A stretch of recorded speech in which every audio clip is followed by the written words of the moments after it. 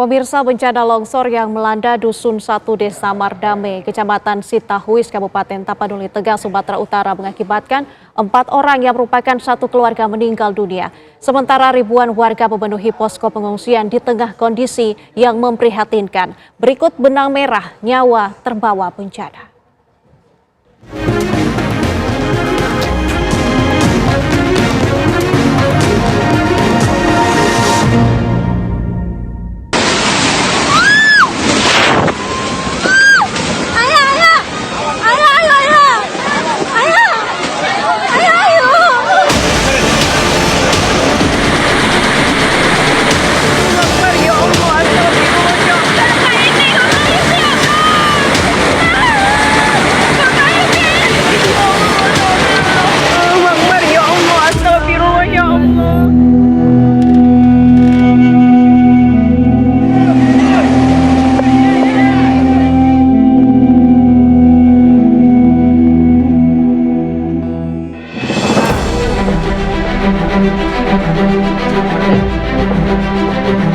Di banyak sudut pulau Sumatera, rumah-rumah yang sebelumnya diselimuti kehangatan kini tengah berduka.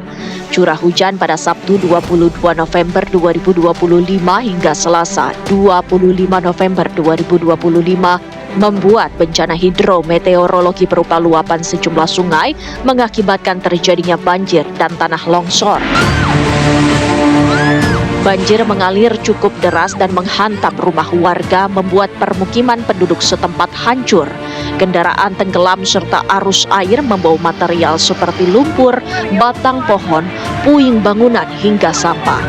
Tidak hanya itu, tanah longsor tak hanya memutus akses jalan, tetapi juga menimpa rumah warga.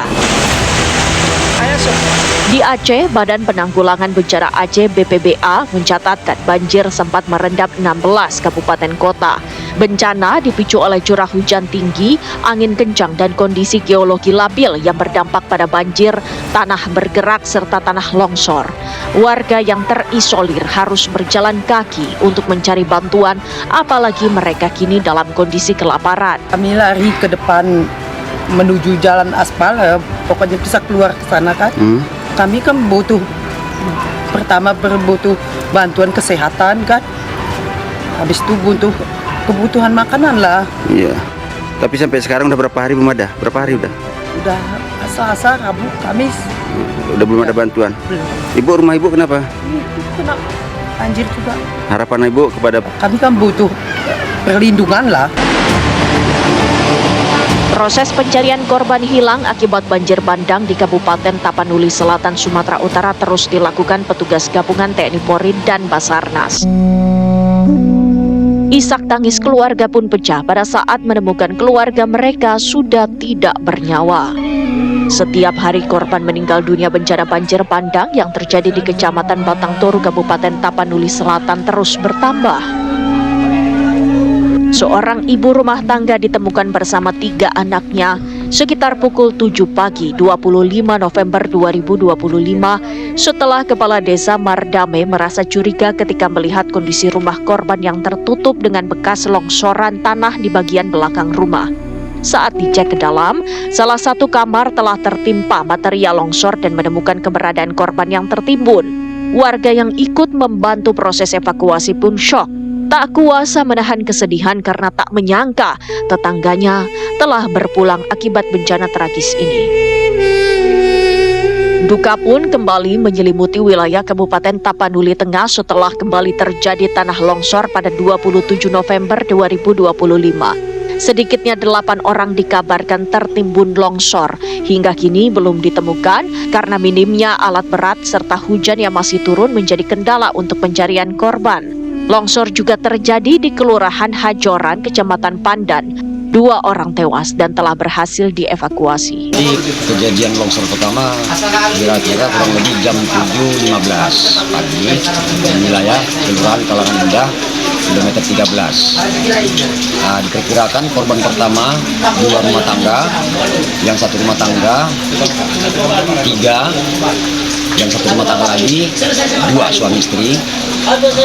Setelah itu masyarakat berupaya untuk coba membantu setelah longsoran pertama sekitar jam 8 tiba-tiba menyusul longsor kedua.